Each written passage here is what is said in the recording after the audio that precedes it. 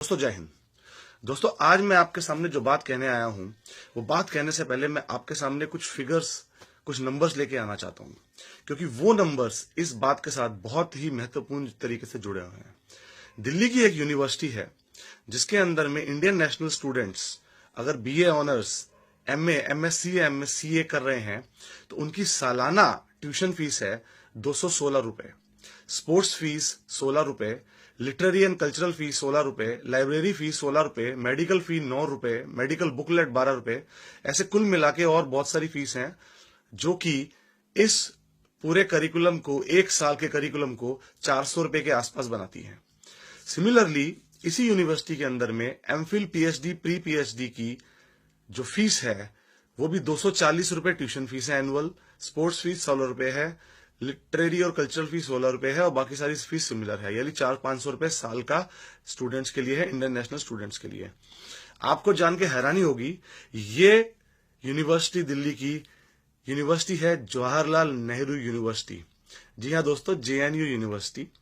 और इस यूनिवर्सिटी में पढ़ने वाले स्टूडेंट्स जिनको एवरेजली पर स्टूडेंट को 3 लाख रुपए सालाना की सब्सिडी मिलती है, यानी कि एक साल में सरकार इस यूनिवर्सिटी को 245 करोड़ रुपए के आसपास की सब्सिडी देती है। वो सब्सिडी जो मेरे और आपके टैक्स से आती है, हमारे हार्ड अर्न मनी से आती है, और उस यूनिवर्सिटी में से कुछ स्टूडेंट्स हैं वो हमें वापस इस देश को क्या देते हैं। जिन स्टूडेंट्स को साल में 3 लाख रुपए की सब्सिडी मिलती है वो देश को वापस ये सब देते हैं। वो देश को वापस देते हैं लाल सलाम, वो देश को वापस देते हैं इंडिया गो बैक, वो देश को वापस देते हैं कश्मीर की आजादी तक जंग रहेगी, जंग रहेगी। वो देश को ये वापस देते हैं कि हिंदुस्तान की बर्बादी तक जंग रहेगी, जंग रहेगी। वो आजादी मांग रहे हैं कश्मीर की, वो आजादी मांग रहे हैं बंगाल की, वो आजादी मांग रहे हैं केरल की, वो आजादी मांग रहे हैं पंजाब की, वो आजादी मांग रहे हैं पता नहीं किस किस चीज की। ये वो स्टूडेंट हैं जो मेरे और आपके हार्ड अर्न मनी से, पैसे कमाए हुए से, जो हम टैक्स देते हैं, डायरेक्ट इनडायरेक्ट टैक्स देते हैं, उससे वो जो सुख सुविधाएं जो वो जेएनयू में बैठकर सुख सुविधाएं वसूल कर रहे हैं, जहां पर हम लोगों ने, इस देश ने ये एक्सपेक्ट किया था कि एक अच्छी और नई पौध तैयार होगी जो हमारे देश के काम आएगी, बजाय उसके कुछ स्टूडेंट वहां पर एंटी नेशनल बन बैठे हैं। इन लोगों को आजादी चाहिए देश से, तो मैं इन लोगों से पूछना चाहता हूं कि अगर तुम्हें इस देश से आजादी चाहिए तो पहली चीज तुम ये करो कि इस देश का पासपोर्ट वापस करो, इस देश का राशन कार्ड वापस करो, इस देश से मिली हुई वो हर सब्सिडी वापस करो जो तुम्हें एक साल के लिए इतनी सस्ती स्टडी देती है, जो तुम्हें हॉस्टल की नाम पर 20 रुपए महीने में तुम जेएनयू के हॉस्टल में रहते हो। वो जेएनयू जिसके आसपास का इलाका मुनिरका, बेरसराय, कालूसराय है, जहां पर आप जाकर देखो 5-5, 7-7 हजार में इतनी इतनी कोठरियां मिलती हैं रहने के लिए, जहां पर पानी नहीं मिलता, जहां पर एक फ्लोर पे 20 फ्लैट बने होते हैं और एक टॉयलेट बना होता है। उस एरिया में, प्राइम प्रॉपर्टी में, आप इंडिया की, दिल्ली की प्राइम प्रॉपर्टी के हार्ट में बैठकर आप एंटी नेशनल स्लोगन्स बोल रहे हैं, और आप ये सब कुछ कर रहे हैं अभिव्यक्ति की आजादी पे। अभिव्यक्ति की आजादी, फ्रीडम ऑफ स्पीच का मतलब ये नहीं होता कि आप अपने देश को गालियां निकालना शुरू कर दें। आप किस चीज से आजादी चाहते हैं? आप अफजल गुरु को शहीद बनाने पर तुले हुए हैं। आप उस हनुमंथप्पा को भूल गए जिससे आप चंद किलोमीटर की दूरी पे बैठे थे। अरे शर्म कर लो, वो बंदा आपको, आपकी रक्षा करने के लिए वहां कितने हजार फीट की ऊंचाई पर खड़ा था और वहां पर वो बर्फ की दीवार के नीचे दबा था। वो 6 दिन वहां जिंदगी मौत से जीता रहा सिर्फ इसलिए कि वो वापस आए और एक बार और आशा दे कि मैं जीना चाहता हूं इस कंट्री के लिए। लेकिन जब वो वापस आया और उसने देखा कि मेरे यहां पर तो मेरे देशवासी मेरे बगल में खड़े होके मेरे देश को गालियां निकाल रहे हैं, उस देश को गाली निकाल रहे हैं जिसके पीछे मैं और मेरे 9 साथी कुर्बान हो चले, तो उसके बाद उस बंदे के अंदर जीने की क्या इच्छा रह गई होगी। कुछ स्टूडेंट्स वहां खड़े होकर लाल सलाम चिल्ला रहे थे। मैं उन लाल सलाम चिल्लाते हुए स्टूडेंट से पूछना चाहता हूं, क्या होता है ये लाल सलाम? ये कम्युनिज्म मार्क्सिज्म का ये निशानी है ना, लाल सलाम। क्या दिया है कम्युनिज्म और मार्क्सिज्म ने इस दुनिया को, इस देश को? कम्युनिज्म मार्क्सिज्म इस दुनिया में एक फेल्ड फिलॉसफी है, और हमारे कंट्री के अंदर भी ये एक फेल्ड स्टेट को रिप्रेजेंट करती है। कम्युनिज्म मार्क्सिज्म के चक्कर में वेस्ट बंगाल आज किस दुर्दशा में खड़ा है, ये हम सब लोगों के सामने है। कलकत्ता, जो इस देश का पहला कॉमर्स हब था, आज वो सिटी एक रुकी हुई सिटी बन चुकी है, कम्युनिज्म मार्क्सिज्म और लेफ्टिस्ट के कारण।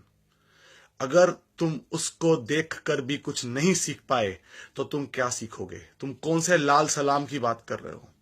कौन सा लाल सलाम ठोकना है तुमने? इतनी पढ़ाई लिखाई का फायदा क्या हुआ तुम्हें?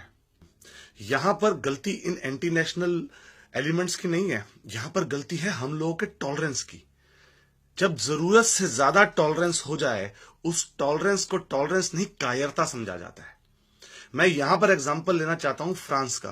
फ्रांस पर एक अटैक हुआ, 130 लोग मरे। फ्रांस की गवर्नमेंट ने उसके बाद अपनी पुलिस को जो पावर्स दी हैं और जिस तरह के वो लॉज में अमेंड कर रहे हैं, वो कमेंडेबल है। और वो ऐसा क्यों कर पा रहे हैं? क्योंकि वो लोग एक हैं, वो लोग अपने देश से प्यार करते हैं, वो लोग देश के अंदर झूठे सेकुलरिज्म के नाम पर बटे नहीं हुए, वो लोग दुनिया को खुश करने के लिए अपनी देश की वाट लगाने पे तुले नहीं हुए। सबसे बड़ी प्रॉब्लम यह है कि इन एंटी नेशनल लोगों को पता है कि हम लोग यहां पर कुछ भी बोलकर बकवास कर कर बच जाएंगे, क्योंकि हमारे देश के अंदर में केजरीवाल जैसे, राहुल गांधी जैसे, लेफ्ट जैसे, कम्युनिस्ट जैसे पॉलिटिशियंस बैठे हैं, जो पॉलिटिशियंस अपनी राजनीतिक रोटियां सेकने के लिए कुछ भी करेंगे। वो हमें बचाएंगे, वो हमें इनोसेंट स्टूडेंट कहेंगे। जैसे केजरीवाल का अभी अभी एक ट्वीट था, जिस ट्वीट में केजरीवाल बोल रहे हैं कि हम एंटी नेशनल एलिमेंट्स के खिलाफ हैं, लेकिन इनोसेंट स्टूडेंट्स को जो पुलिस पकड़ रही है, हम उसके भी खिलाफ हैं, और मोदी गवर्नमेंट इस चीज के लिए बिल्कुल सतर्क हो जाए। केजरीवाल जी, कोई तो मौका छोड़ दो पॉलिटिक्स खेलने का। कौन से स्टूडेंट्स को आप यहां पर इनोसेंट बोल रहे हैं? वो स्टूडेंट्स जो दिल्ली के, अपने देश की राजधानी के दिल में खड़े होकर अपने देश को गालियां निकाल रहे हैं, जो अपने देश के लिए ये गा रहे हैं कि देश की बर्बादी तक जंग रहेगी, जंग रहेगी, इंडिया गो बैक। क्या वो पाकिस्तान के बॉर्डर पे खड़े हैं जो बोल रहे हैं इंडिया गो बैक? कहां से इंडिया गो बैक? और आप उन लोगों के लिए ट्वीट लिख रहे हैं, और हर चीज के अंदर में आपको तो बस मोदी का नाम लिखना है। और मैं यहां पर राहुल गांधी से एक बात पूछना चाहता हूं। राहुल गांधी के नाना के नाम पर यह यूनिवर्सिटी है, जवाहरलाल नेहरू यूनिवर्सिटी, और इस यूनिवर्सिटी का अगर आप ध्येय पढ़ेंगे, जिस चीज के लिए यूनिवर्सिटी बनी है, अगर आप वो पढ़ेंगे तो उसमें साफ लिखा हुआ है कि ये यूनिवर्सिटी देश में टैलेंट को नर्चर करने के लिए और नेशनलिस्ट थॉट को आगे बढ़ाने के लिए बनी हुई है।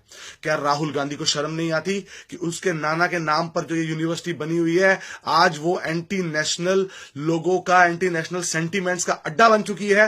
क्या राहुल गांधी के अंदर में इतनी करेज, इतना जिगरा है कि उसने जो ये अगर बोले कि मेरे नाना के नाम के बनी हुई यूनिवर्सिटी का मैं इस तरह से इस्तेमाल होने नहीं दूंगा? नहीं है। यहां पर राहुल गांधी जैसे, केजरीवाल जैसे लोग सिर्फ और सिर्फ राजनीति करने के लिए आए हैं। और जब से केजरीवाल जी दिल्ली में आए हैं, बहुत लोग पूछते हैं मुझसे कि तुम केजरीवाल के इतने खिलाफ क्यों हो? मैं केजरीवाल के खिलाफ नहीं हूं, मैं केजरीवाल के पॉलिटिक्स के खिलाफ हूं। वो अपने पॉलिटिक्स के वोट बैंक को बढ़ाने के लिए किसी भी हद तक गिर रहे हैं। वो पॉलिटिक्स कर रहे हैं जिस पॉलिटिक्स को करके 70 साल तक कांग्रेस ने इस देश की दुर्दशा की है। वो नेशनलिज्म को धत्ता बताते हुए यहां पर फिर वही लेफ्ट राइट कम्युनिज्म, मार्क्सिज्म, फलाना ढिमका को सामने लेकर आ रहे हैं। अगर आज भी हमारे देश के नागरिकों की आंख नहीं खुली तो मैं कहूंगा इस देश का भविष्य बहुत मुश्किल में है। अंत में दोस्तों मैं यही बोलना चाहूंगा कि जो आज जेएनयू के स्टूडेंट यूनियन के प्रेसिडेंट कन्हैया कुमार को हमारी पुलिस ने गिरफ्तार किया है, ये बहुत ही सराहनीय कदम है। हम इस कदम की बहुत ही वेलकम करते हैं और हम सरकार के साथ स्टैंड लेते हैं, उनको सपोर्ट करते हैं इस कदम के लिए। और हम सरकार से ये अपील करना चाहते हैं कि जो स्टूडेंट्स जेएनयू के अंदर हैं, जिनको आजादी चाहिए देश से, जो परेशान है इस देश से, उनको कृपया करके आजादी दे दीजिए, उनको सब्सिडी से आजादी दे दीजिए, उनको अपने देश के पासपोर्ट से आजादी दे दीजिए, उनको राशन कार्ड से आजादी दे दीजिए। मैं अपना हार्ड अर्न मनी ऐसे गद्दारों के ऊपर लगता हुआ देखना नहीं चाहता। मैं अगर एक टूथपेस्ट भी खरीदता हूं तो उसमें से इनडायरेक्ट टैक्स जाता है, और वो इनडायरेक्ट टैक्स मेरे देश की बर्बादी के लिए नहीं, आबादी के लिए जाना चाहिए। और अगर मेरे देश की यूनिवर्सिटीज के अंदर में ऐसे एंटी नेशनल एलिमेंट्स घुस चुके हैं जिनको मेरे देश की बर्बादी चाहिए, तो मैं उनको सबसे पहले ये बोलूंगा कि मर्द बनो, इंसान बनो। इस देश से अगर तुम्हें इतनी नफरत है तो इस देश से मिली हुई हर सुविधा पहले वापस करो, फिर तुम बात करना किसी भी आजादी की, फिर तुम बात करना किसी भी इंडिया गो बैक की। अगर तुम में इतना दम है तो ये करो, और अगर नहीं है तो रियलिटी को फेस करो। इंडिया एक बहुत ही टॉलरेंट नेशन है, तभी तुम जैसे एंटी नेशनल लोग यहां पर टॉलरेट किए जा रहे हैं। यही अगर फ्रांस होता तो अभी तक काली कोठरियों के अंदर डाल दिए जाते तुम। और मैं अपने देश की जनता को यह अपील करूंगा कि कृपया करके केजरीवाल जैसे लोगों से बचें। केजरीवाल आज की डेट में हमारे इंडियन पॉलिटिक्स के अंदर में हमारे देश के लिए सबसे खतरनाक चेहरों में से एक है। ये जेएनयू के इस मुद्दे के बाद साबित हो चुका है। वो कोई भी ऐसी चीज नहीं जाने देंगे अपने आगे से जिससे उनका अपना फायदा हो। उसके अंदर में देश का कितना नुकसान होता है नहीं होता है वो उसकी परवाह नहीं करेंगे। और अपना दिमाग लगाओ, देश को प्यार करो।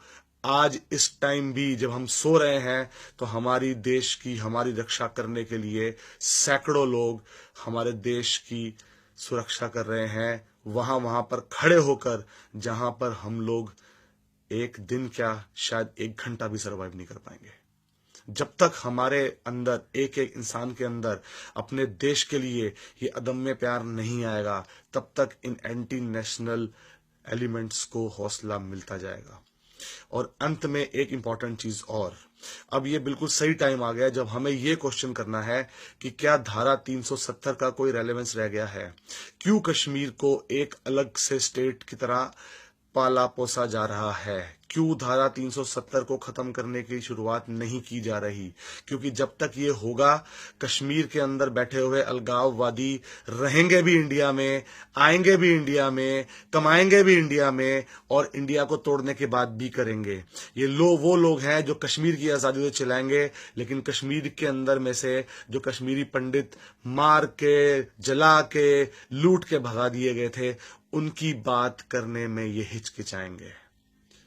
तो दोस्तों, अपना दिमाग लगाओ, इन एंटी नेशनल लोगों को, एंटी नेशनल सेंटीमेंट को 1% भी सपोर्ट मत दो। ये टाइम है एक होने का, और जब तक हम एक नहीं होंगे तब तक ये हमारे साथ ऐसे ही मजाक करते रहेंगे। और मैं तो अब ये मजाक नहीं बर्दाश्त करूंगा, और मुझे नहीं लगता कि आप भी ये मजाक बर्दाश्त करना चाहते हैं। जय हिंद दोस्तों।